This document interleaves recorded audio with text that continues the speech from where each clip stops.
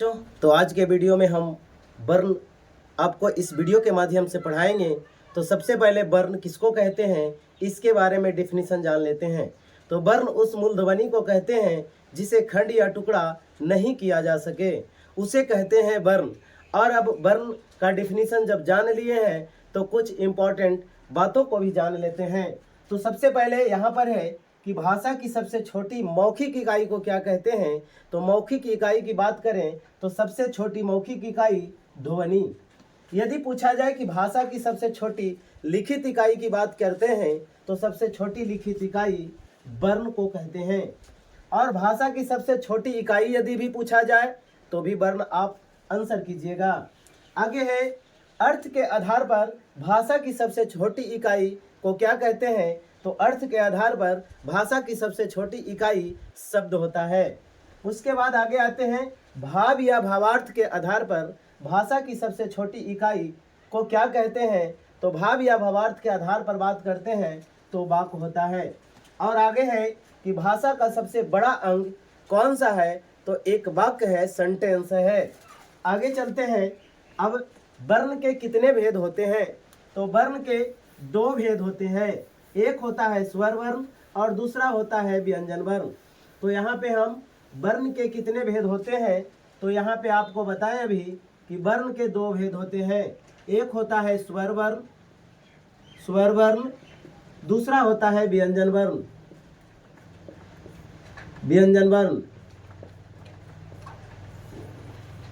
तो दोस्तों सबसे पहले आपको पता होना चाहिए कि स्वर वर्ण की संख्या कितनी है, उसके बाद पता होना चाहिए कि व्यंजन वर्ण की संख्या कितनी है। तो सबसे पहले हम स्वर वर्ण के बारे में पढ़ेंगे। तो स्वर वर्ण किसे कहते हैं। तो सबसे पहले स्वर वर्ण किसे कहते हैं। तो स्वर वर्ण उस मूलध्वनि को कहते हैं जिसको उच्चारण करने के लिए किसी दूसरे वर्ण की सहायता नहीं लिया जा सके या नहीं लिया जाए, उसको हम कहते हैं स्वर वर्ण। स्वर वर्ण की संख्या कितनी है। तो स्वर वर्ण की संख्या 11 है। 11 कौन कौन से हैं स्वर वर्ण, अब इसको पहले जान लेते हैं। तो स्वर वर्ण 11 कौन कौन से हैं। तो याद रखिएगा आ, हर्षई, दीर्घई, हर्षऊ, दीर्घऊ, री, ए, ओ और आओ। तो ये देख लीजिए, आप काउंट कर लीजिए इसको, 1 2 3 4 5 6 7 8 9 10 11। अ से लेकर औ तक जो सभी वर्ण है वो वे स्वर वर्ण है और स्वर वर्ण की संख्या 11 है। यदि प्रश्न में पूछा जाए तो आप स्वर वर्ण की संख्या 11 ही बताइएगा। स्वर वर्ण का डिफिनीशन अभी बताएं। इसके 3 डिफिनीशन आपको हम यहाँ पे लिख देते हैं, 2 और 3 डिफिनीशन आपको लिख कर बताएंगे। तो डिफिनीशन इस प्रकार है, जिन ध्वनियों के उच्चारण में मुख विवर में कहीं भी वायु का अवरोध न हो। फिर से एक बार सुन लीजिए, जिन ध्वनियों के उच्चारण में मुख विवर में कहीं भी वायु का अवरोध उत्पन्न न हो उसे स्वर वर्ण कहते हैं। यदि आप इस तरीके से याद नहीं है तो दूसरा तरीका ये भी याद कर सकते हैं कि जिन ध्वनियों को उच्चारण में हवा बिना किसी रुकावट के निकलती है उसे स्वर वर्ण कहते हैं। यदि ये भी डिफिनीशन आपको याद नहीं है तो आप नीचे वाला डिफिनीशन याद कर लीजिए कि वे वर्ण जिनके उच्चारण के लिए किसी दूसरे वर्ण की आवश्यकता नहीं होती है उसे हम स्वर वर्ण कहते हैं। अब यहाँ पे तो यहाँ पर है स्वरों का विभाजन, यानी कि स्वरों का वर्गीकरण निम्नलिखित आधार पर हम करते हैं। तो सबसे पहले मात्रा या उच्चारण समय के स्थान पर, दूसरा है ओष्ठ के आकृति के आधार पर, तीसरा है जीभ या जिह्वा के आधार पर, चौथा है मुंह खुलने के आधार पर और पांचवा है स्वर तंत्र या उच्चारण स्थान के आधार पर। तो सबसे पहले हम पढ़ेंगे मात्रा के आधार पर या फिर उच्चारण समय के स्थान पर।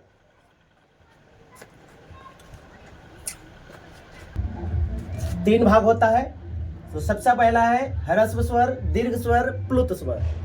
तो अभी आपको बताएं हम मात्रा उच्चारण समय के स्थान पर 3 भाग होते हैं इसके, ह्रस्व स्वर, दीर्घ स्वर और प्लुत स्वर। ह्रस्व स्वर का डिफिनीशन यहाँ पे हम लिख चुके हैं। डिफिनीशन बता देते हैं आपको, जिस स्वरों के उच्चारण में सबसे कम समय लगता है या फिर एक मात्रा का समय लगता है, उसे हम ह्रस्व स्वर कहते हैं। ह्रस्व स्वर को प्लुत स्वर भी कहते हैं, लघु स्वर भी कहते, प्लुत स्वर नहीं, लघु स्वर कहते हैं। उसके बाद उसको मूल स्वर कहते हैं। अब यह ह्रस्व स्वर की संख्या कितनी है? तो ह्रस्व स्वर की संख्या 4 है। ह्रस्व स्वर की संख्या की बात करते हैं। ह्रस्व स्वर की संख्या कितनी है? तो 4 है। 4 है, या फिर ह्रस्व स्वर का डेफिनेशन के हिसाब से आप देख लीजिए कि जिसमें एक मात्रा का समय लगता है। जैसे बता देते हैं अ, उसके बाद क्या होगा? आ नहीं होगा, हर्षई, उसके बाद दीर्घई नहीं होगा, हर्षऊ, उसके बाद री। ये 4 हैं ह्रस्व स्वर, यानी कि लघु स्वर या तो फिर मूल स्वर या फिर इसको एक मात्रिक स्वर भी कहते हैं। अब आते हैं दीर्घ स्वर का डेफिनेशन बता देते हैं आपको। इसको दीर्घ स्वर का डेफिनेशन आप खुद लिखिएगा, अभी बता देते हैं आपको कि जिस स्वरों के उच्चारण में ह्रस्व स्वर से अधिक समय लगता है, जिस स्वरों के उच्चारण में ह्रस्व स्वर से अधिक समय लगता है उसको दीर्घ स्वर कहते हैं। या तो फिर हम ये भी कह सकते हैं कि जिस स्वर के उच्चारण में द्विमात्रा का समय लगता है उसे हम दीर्घ स्वर कहते हैं। तो दीर्घ स्वर की संख्या कितनी है? तो दीर्घ स्वर की संख्या यहाँ पे लिख देते हैं, दीर्घ स्वर की संख्या। तो दीर्घ स्वर की संख्या 7 है। अब 7 कौन कौन है? आपको पता है स्वर वर्ण की संख्या 11 है, और 11 में से आपको बता दिए 4 ह्रस्व स्वर है, तो दीर्घ स्वर 7 जो शेष बचे वही दीर्घ स्वर होंगे। तो सबसे पहले आ, दीर्घई, दीर्घऊ, ए, ऐ, ओ, औ, ये हैं आपके दीर्घ स्वर। अब प्लुत स्वर किसे कहते हैं? तो इसका भी डिफिनीशन आपको बता देते हैं, आप अपने कॉपी में नोट जरूर कर लीजिएगा। प्लुत स्वर, तो जिस स्वर के उच्चारण में त्रिमात्रा यानी 3 मात्रा का समय लगता है उसे हम प्लुत स्वर कहते हैं। एक बार फिर से सुन लीजिए, जिस स्वर के उच्चारण में 3 मात्रा का समय लगता है उसे प्लुत स्वर कहते हैं। या तो फिर डिफिनीशन एक तरीके से और दे सकते हैं कि जिस स्वर का उच्चारण में दीर्घ स्वर से थोड़ा अधिक समय लगता है उसे प्लुत स्वर कहते हैं। तो प्लुत स्वर का प्रयोग कहाँ होता है? प्लुत स्वर कौन कौन से हैं? तो सबसे पहले प्लुत स्वर कोई है नहीं, आपको बता देते हैं। इसका प्रयोग सिर्फ रोने, गाने, चिल्लाने या किसी को पुकारने में किया जाता है। जैसे त्रिमात्रा, जैसे आप कहते हैं रा, किसी को पुकारते हैं इस तरीके से म लिखा रहता है। या तो फिर आप गाना उना देखते होंगे, उसमें इस तरीके से मात्रा लगी होती है, उसको हम बोलते हैं प्लुत स्वर। 3 मात्रा का स्वर है। ओम लिखते हैं, ओ ऐसे लिखा रहता है, तो इसको बोलते हैं प्लुत स्वर। 3 मात्रा का स्वर लगा हुआ है, इसीलिए इस स्वर को हम प्लुत स्वर कहते हैं। तो स्वर के प्रकारों में दूसरा लिखे थे ओष्ठ के आकृति के आधार पर। तो ओष्ठ के आकृति के आधार पर स्वरों का विभाजन किस तरह से करते हैं ये आप देखिए। तो सबसे पहले है ओष्ठ के आकृति के आधार पर 2 भागों में बांटते हैं। एक होता है वृत्ताकार, वृत्ताकार को वृत्तमुखी, और दूसरा होता है अवृत्ताकार। अवृत्ताकार को अवृत्तमुखी लिखते हैं, अवृत्तमुखी। तो वृत्तमुखी स्वर कौन है? अवृत्तमुखी स्वर कौन है? इसको आप इस डिफिनीशन के माध्यम से समझ सकते हैं। तो सबसे पहले वृत्ताकार, तो जिस स्वर का उच्चारण करने में, एक बार फिर से सुनिए, जिस स्वर को उच्चारण करने में ओष्ठ यानी कि ओठ गोल हो जाए, एक बार फिर से, जिस स्वर का उच्चारण करने में ओठ गोल हो जाए उसको हम वृत्ताकार या वृत्तमुखी स्वर कहते हैं। और जिस स्वर का उच्चारण करने में होष्ठ गोल न हो उसको हम कहते हैं अवृत्ताकार या अवृत्तमुखी स्वर कहते हैं। तो डिफिनीशन आप समझ गए होंगे, लिख देते हैं यहाँ पे। जिस स्वर का उच्चारण करने में ओष्ठ गोल हो जाए या गोलाकार हो जाए, उसे वृत्त मुखी या वृत्ताकार स्वर कहते हैं। जैसे आप बताइए, स्वर की संख्या तो 11 बताइए, 11 में कौन कौन से ऐसे स्वर हैं जिसको उच्चारण करने में ओठ गोल हो जाता है। पढ़ के देख लेते हैं, आप खुद भी पढ़िए। अ, आ, हर्षई, दीर्घई, हर्षऊ, हर्षऊ, दीर्घऊ, ए, ओ, औ। अब हर्षऊ, दीर्घऊ और ओ और औ, यानी यहाँ पे लिख देंगे हर्षऊ, दीर्घऊ, ओ, औ। उसके बाद और कोई भी नहीं है। आप एक बार फिर से इसको उच्चारण करके देखिए। आ, हर्षई, दीर्घई, हर्षऊ, उ, ए, ओ। देखिए गोल हो गया। जब गोल हो गया तो इसको हम कौन से में रखेंगे? तो वृत्तमुखी या वृत्ताकार स्वर के अंतर्गत रखेंगे। यदि आपको पूछा जाए कि वृत्ताकार या वृत्तमुखी स्वर कौन है या कौन कौन से हैं, तो उ, दीर्घऊ, ओ और औ पूछ लिया जाए वृत्तमुखी स्वर की संख्या कितनी है, तो 4 बताइएगा। यदि प्रश्न में दे दिया जाए निम्न में से कौन वृत्ताकार स्वर नहीं है, तो आप अपने ओष्ठ को गोलाकार देख करके आप बता दीजिएगा कि कौन है और कौन नहीं है। अवृत्ताकार स्वर किसे कहते हैं? तो जिस स्वर का उच्चारण करने में ओष्ठ गोल न हो उसे अवृत्ताकार या अवृत्तमुखी स्वर कहते हैं। तो जो शेष बच गया उसको हम इसके अंतर्गत लिखेंगे। तो कितने बच गए? 7। तो 7 को लिख दीजिए आप। आ, हर्षई, दीर्घई, उ तो नहीं होगा, री, ए हो जाएगा, ए हो जाएगा, ओ नहीं होगा। 4, 3, 7 ये जो है अवृत्ताकार या अवृत्तमुखी स्वर है। डिफिनीशन आप लिख लीजिएगा, इस डिफिनीशन के आधार पर कहने की आवश्यकता नहीं है। चलो आगे आते हैं। तीसरा है जीभ के आधार पर। तो जीभ के आधार पर स्वरों का विभाजन 3 भागों में किया जाता है: अग्र स्वर, मध्य स्वर, पश्च स्वर। तो सबसे पहले एक जीभ बना देते हैं आपके सामने और इसको 3 भागों में बांट देते हैं। आप इसको अच्छी तरीके से ध्यान दीजिए कि इसको बोलेंगे पश्च स्वर, पश्च मीन्स होता है पीछे, इसको बोलेंगे अग्र स्वर, अग्र स्वर, और इसको बोलेंगे मध्य स्वर। अब सबसे पहले डिफिनीशन के बारे में जान जाते हैं थोड़ा सा। अग्र स्वर किसे कहते हैं? जिस स्वर का उच्चारण करने में जीभ का अगला भाग उठता है उसको अग्र स्वर कहते हैं, और जिस स्वर का उच्चारण करने में जीभ का पिछला भाग उठता है उसको पश्च स्वर कहते हैं, और जिस स्वर का उच्चारण करने में मध्य भाग सम अवस्था में रहता है या फिर सम अवस्था में रहता है मध्य भाग, उसको मध्य स्वर कहते हैं।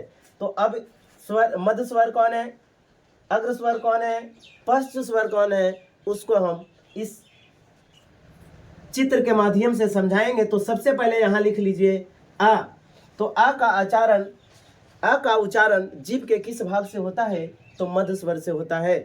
अब आ लिखने के लिए सबसे पहले 3 जैसे चित्र बनाएं, 3 जैसे लिखें। अब ऐसा भाग ऐसे लिखने के इस प्रकार से यदि लिखने का प्रयोग जिस स्वर में किया जाता है उसको पीछे रख देंगे। तो अब आप देख लीजिए 11 स्वर लिखते हैं आपके सामने। आ, हर्षई, दीर्घई, हर्षऊ, दीर्घऊ, री, ए, ओ, औ। अब जैसे देख लीजिए इस तरीके का किस में स्वर में नजर आ रहा है उसको हम पीछे वाले भाग में रखेंगे। तो आ रख देंगे, आ रख देंगे, ऊ रख देंगे, ऊ रख देंगे, ओ रख देंगे, औ रख देंगे। तो अब बताइए कि जीभ के पिछले भाग से यानी पश्च स्वर कौन कौन से हैं? तो आप बता सकते हैं आ, हर्षऊ, दीर्घऊ, ओ और औ। तो यहाँ लिख लीजिए अग्र स्वर पश्च स्वर है, सॉरी ये पश्च स्वर है, तो यहाँ पे लिख देते हैं आ, उ, ओ और औ। और जो बच गए सभी के सभी कौन से स्वर हैं? अग्र स्वर हैं। तो कौन कौन से अग्र स्वर हैं? हर्षई, दीर्घई, री, ए, ये सभी अग्र स्वर हैं। तो अब आगे चलते हैं और आगे है मुंह खुलने के, यहाँ पे लिख देते हैं मुंह खुलने के आधार पर। चौथा है मुंह खुलने के आधार पर। तो मुंह खुलने के आधार पर विवृत स्वर 4 भागों में बांटा जाता है। विवृत स्वर, अर्धविवृत स्वर, संवृत स्वर और अर्ध संवृत स्वर।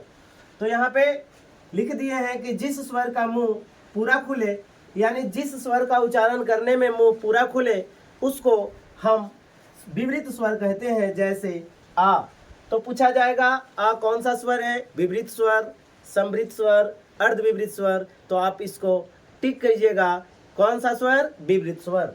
दूसरा है जिस स्वर का उच्चारण करने में मुंह आधा खुले, उसको कहेंगे अर्धविवृत स्वर, और इसका एग्जाम्पल है आ, ए, औ। संवृत स्वर, जिस स्वर का उच्चारण करने में मुंह लगभग बंद रहे, उस स्वर को संवृत स्वर कहते हैं। जैसे में हर्षई, दीर्घई, हर्षऊ, दीर्घऊ। अर्ध संवृत स्वर, जिस स्वर का उच्चारण करने में लगभग आधा मुंह बंद रहे, उसको हम कहेंगे अर्ध संवृत स्वर। और अर्ध संवृत स्वर कौन कौन से हैं? तो ए और ओ है स्वर तंत्र। 5वां लिखे थे स्वर तंत्र या उच्चारण के स्थान पर। तो यहाँ लिख देते हैं 5वां स्वर तंत्र या उच्चारण स्थान के स्वर तंत्र उच्चारण स्थान के आधार पर। तो सबसे पहले आप एक ट्रिक याद करिएगा, KTM2। KTM2, के से कंठ, टी से तालु, एम से मूर्धा, डी से दंत, ओ से ओष्ठ। तो इस ट्रिक को आप याद रखिएगा सीक्वेंस वाइज, और आप सीक्वेंस वाइज आपको हम जो स्वर वर्ण है उसको याद करने का तरीका बता देंगे। तो सबसे पहले याद रखिए, दंत से कोई भी स्वर नहीं बोला जाता है। दंत से कोई भी स्वर नहीं बोला जाता है। अब आगे आते हैं कौन से स्वर किस उच्चारण स्थान से बोला जाता है, उसके बारे में जानेंगे। तो सबसे पहले कंठ से आ और आ। यदि पूछा जाए आ का उच्चारण स्थान कहाँ से है, तो आप जवाब दीजिएगा कंठ से। यदि पूछा जाए आ का उच्चारण स्थान कहाँ से है, तो आप जवाब दीजिएगा कंठ से। यदि पूछा जाए हर्षई और दीर्घई, हर्षई और दीर्घई का उच्चारण स्थान कहाँ से है, तो आप बोलिएगा तालु से। तालु से हर्षई और दीर्घई का उच्चारण स्थान होता है। और यदि पूछा जाए मूर्धा का, तो री। यदि पूछा जाए री का उच्चारण स्थान कहाँ से है, आप जवाब दीजिएगा मूर्धा से। और आपको अभी बताएं कि दंत से कोई भी स्वर वर्ण का उच्चारण नहीं होता है। तो आगे चलते हैं ओष्ठ से। तो आ, हर्षई, दीर्घई, हर्षऊ और दीर्घऊ।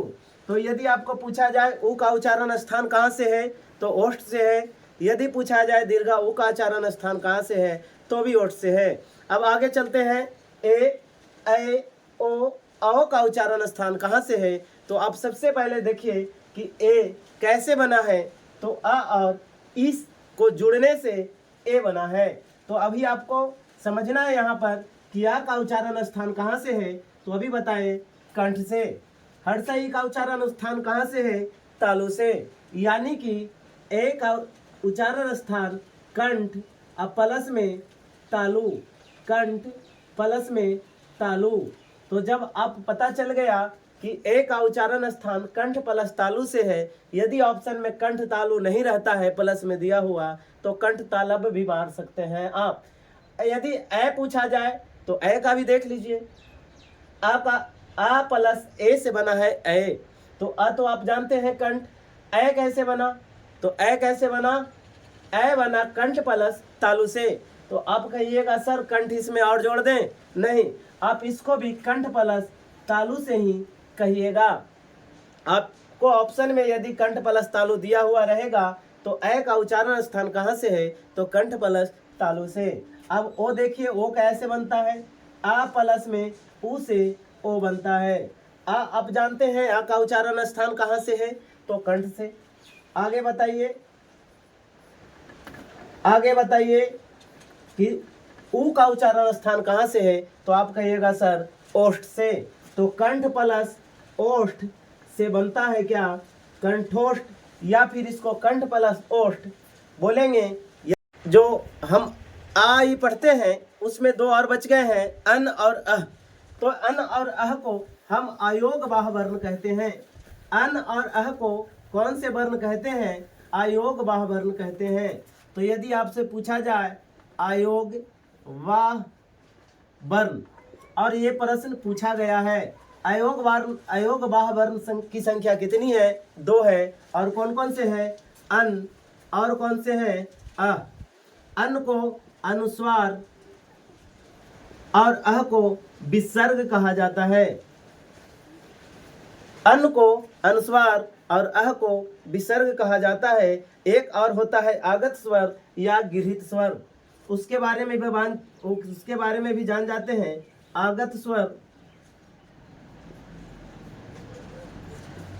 या गृहीत स्वर। तो आप देखिए आगत स्वर किसको कहते हैं।